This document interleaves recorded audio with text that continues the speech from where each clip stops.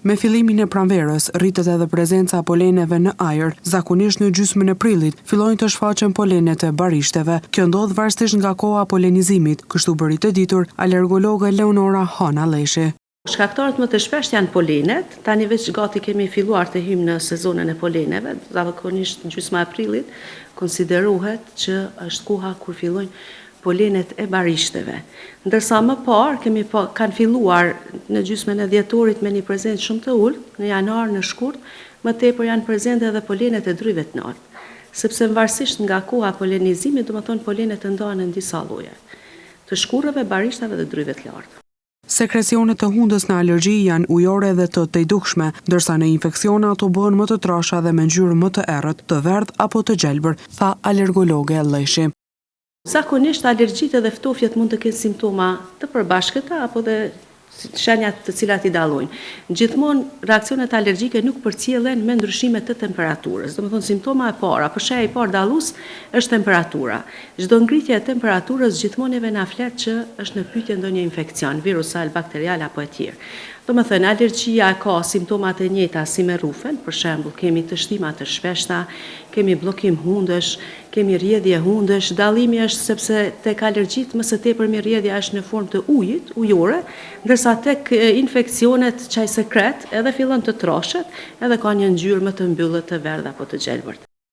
Ndërsa riniti alergjik mund të shfaqet që në moshën 2 vjeçare, në disa raste ai mund të komplikohet dhe të përfshijë edhe mukozën e sistemit të poshtëm respirator, duke quar në bronhit alergjik apo në raste më të rënda në astmë alergjike. Prandaj fëmijët ose pacientët me bronhit dhe astmë alergjike duhet të kenë kujdes të veçantë gjatë sezonit të poleneve.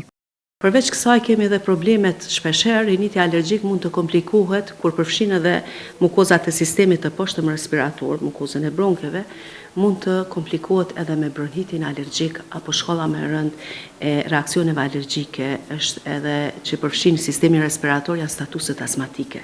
Shpeshherë kam rastis pacientë të cilët thonë i kam qit fëmijët në ambient të jashtëm, edhe me njëherë ka pas pengesa në frymarrje si ngulfatje.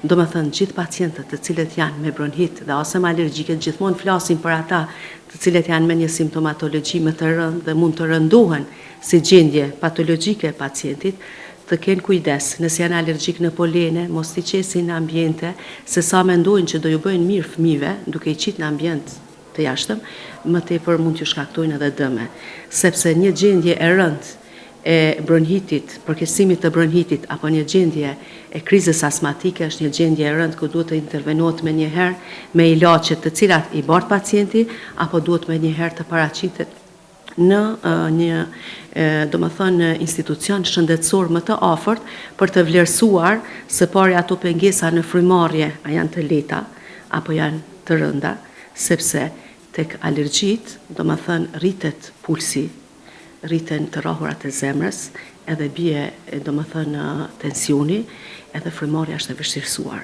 Edhe ka raste pacientë të cilët pas një krize astmatike mund të jenë në gjendje shumë të rëndë që duhet edhe hospitalizim i atyre pacientëve.